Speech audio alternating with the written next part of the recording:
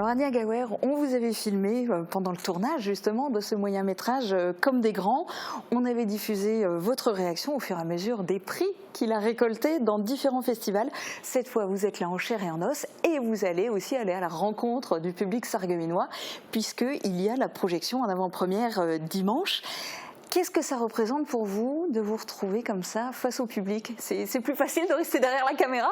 Complètement. Alors déjà au-delà du fait que ce soit la première fois qu'on va projeter le film dans une salle de cinéma devant un vrai public, donc déjà en soi c'est très excitant pour nous.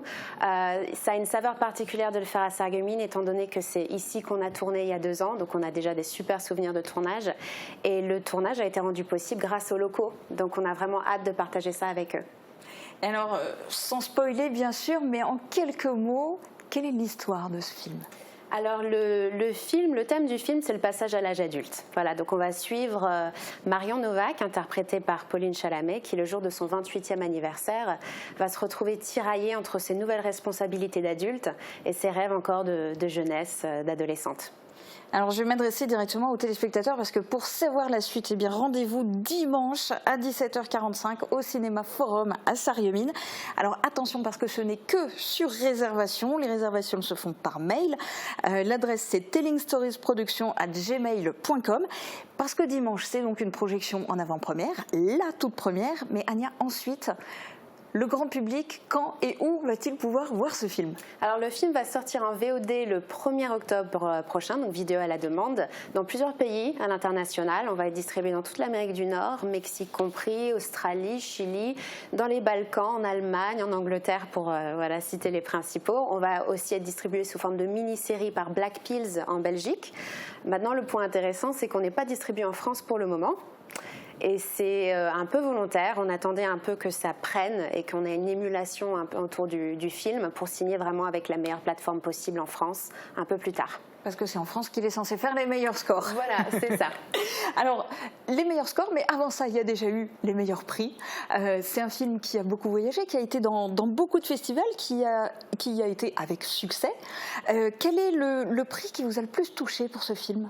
Alors, c'est peut-être pas le plus prestigieux, mais ça va être le plus marquant. C'est la première fois qu'on a gagné avec mon co-réalisateur Julien Gauthier le prix de meilleur premier film au Cannes Indie Shorts Awards. Tout simplement, c'est un festival qui publie la liste de tous les nominés et de tous les gagnants. Et on s'est rendu compte ce jour-là qu'on avait gagné face à l'acteur hollywoodien Kevin Bacon le prix. Et là, on s'est dit, bon, on est vraiment dans la cour des grands, on a un pied à Hollywood, c'est incroyable. Ce petit projet autoproduit en Moselle avec une équipe de bénévoles, et ben, il se retrouve face à Kevin Bacon. Mais comme des grands, il a tout d'un grand, voilà. Il n'y a aucun problème. Et alors, par rapport à tous ces festivals, parce que le film a beaucoup voyagé, mais avec le contexte sanitaire, est-ce que vous avez pu accompagner le film ou bien le film est parti seul dans les festivals? Alors, c'est sûr que le Covid a tout changé au niveau des festivals. Pile au moment où on sort le film, on apprend qu'il n'y a plus de festivals physiques à travers le monde. C'est un enjeu qui est très important, le festival, parce que c'est le moment où on présente notre film à des spécialistes, enfin des gens du métier, et ça, normalement, ça donne lieu à des nouvelles opportunités. Là, on a été privé de ça. C'est l'occasion de les rencontrer. Voilà, donc on a été privé de ça. Maintenant, les festivals se sont adaptés. Ils ont proposé des festivals en ligne. Donc, les prix ont baissé aussi d'accès puisqu'il n'y avait plus de staff ou de salles à louer. Donc, on a eu la possibilité aussi de toucher un public beaucoup plus large puisque partout dans le monde, on pouvait avoir accès aux festivals en ligne. Donc, on a quand même attiré l'œil grâce à ça. Bon, en espérant quand même que les festivals vont pouvoir tous reprendre de manière physique classique, on va dire. L'avenir, justement, votre prochain film, est-ce que c'est déjà calé? Ça sera quoi? Alors j'essaye de gérer ma carrière de productrice-réalisatrice sur le court, moyen et long terme. Donc dans l'immédiat, je vais produire 2 clips. Sur le long terme, bien évidemment, le but c'est un long métrage, mais pour ça il faut être préparé et j'aimerais encore donc à moyen terme faire 2 courts métrages qui se passeront en Moselle, je l'espère. En tout cas, c'est écrit pour. Alors justement, parce que par la force des choses, vous êtes maintenant parisienne d'adoption, mais sarregueminoise d'origine. Est-ce que vous avez vraiment, est-ce que vous allez vraiment réussir aussi à tourner vos prochains films dans le secteur? Parce que on sait que c'est une envie, mais est-ce que c'est possible? Je pense que la Moselle est une terre de tournage et je compte bien le montrer à la région et puis au reste de la France. Je pense qu'on a vraiment beaucoup de choses à faire ici. J'ai envie de prouver qu'on n'est pas obligé d'être sur Paris pour pouvoir faire des films. Il se passe des choses ici. J'ai mon acolyte aussi, Guillaume Herbs, avec qui j'ai fait mes 2 films qui étaient dans mon équipe, qui va tourner aussi un court-métrage en Lorraine prochainement.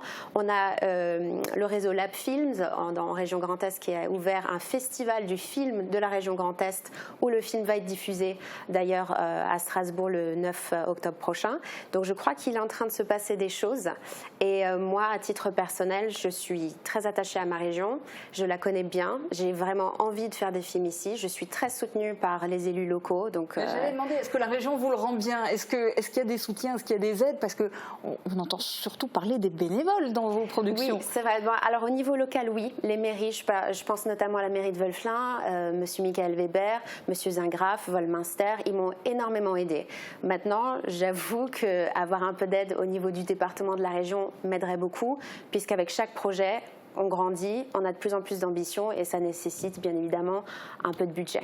Eh ben c'est bien, le message est lancé. En tout cas, bonne continuation. Et puis, merci beaucoup d'être venu nous raconter tout cela en direct sur Mosaïque Cristal.